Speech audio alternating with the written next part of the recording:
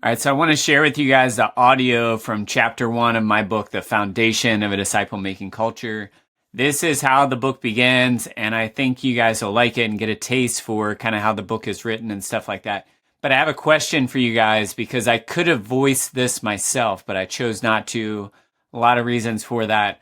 But I did get to choose the person who voiced it, didn't know anyone that was an option. But here's the thing, right? So this person pronounced this name, Bonnano, a certain way. And I want to know, how would you pronounce that? Okay. And I'm going to put that in the text in this video too. You probably already saw it, but if you can comment below, option 1 is Bonnano. Option 2 is how he pronounced it, Bonnano. So how would you have pronounced it? How do you think it should have been pronounced? Bonnano or Bonnano? Happy listening. Chapter 1. Foundation Problems. Suppose one of you wants to build a tower. Won't you first sit down and estimate the cost to see if you have enough money to complete it? For if you lay the foundation and are not able to finish it, everyone who sees it will ridicule you. Jesus, Luke chapter 14, verses 28 and 29. Bonnano Pisano was a man of great vision. This 12th century sculptor combined physical strength and patience with an intricate eye for detail, widely diverse skills that the work of a sculptor required. Such an artisan is always in demand.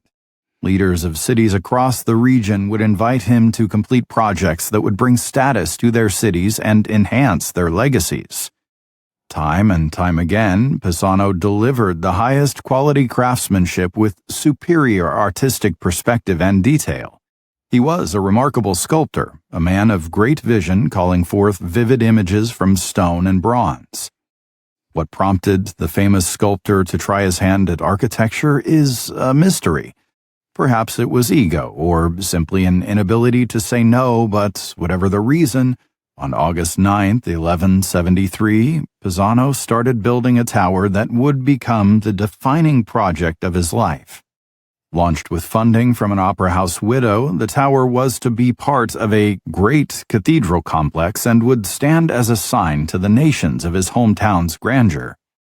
As the white building rose, straight and true, the residents of Pisa watched with pride. The first person to notice the tilt is a mystery too. It could have been a local laborer, a visiting professional, or perhaps even a child.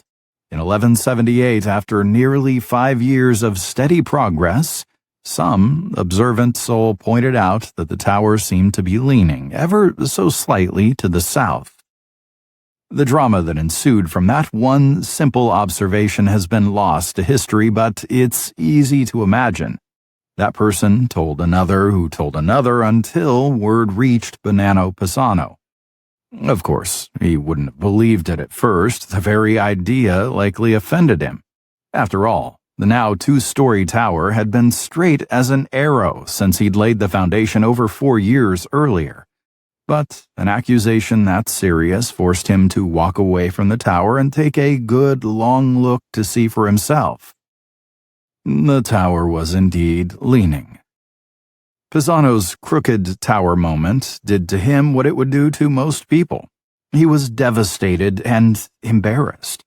News of the lean traveled fast. His city was trying to grow its reputation, but his leaning tower would be mocked instead of admired. How could this have happened? Instead of rising to the height of his expectations, the tower revealed the level of his training. Pisano had skill, clear vision, and commitment, but he had missed something important. The problem was with the foundation, and it was too big for him to fix. He abandoned the tower and hoped history wouldn't remember his mistake. Today, the Leaning Tower of Pisa is a world-famous landmark. At the time, however, it was a cautionary tale. How had such a critical problem hidden itself from view for over 4 years? What could be done about it? The leaders of this Italian city would wrestle with those questions for the next 800 years. The story of the Leaning Tower of Pisa is a textbook example of the impact of a foundation problem, but it's far from the only one. In Pisa alone, there are 2 other towers that lean. Outside Pisa, the world has dozens of unintentionally leaning towers, including London's Big Ben and San Francisco's Millennium Tower. The Leaning Tower of Pisa holds many lessons for architects, engineers, and city planners, and yes, even disciple-making leaders.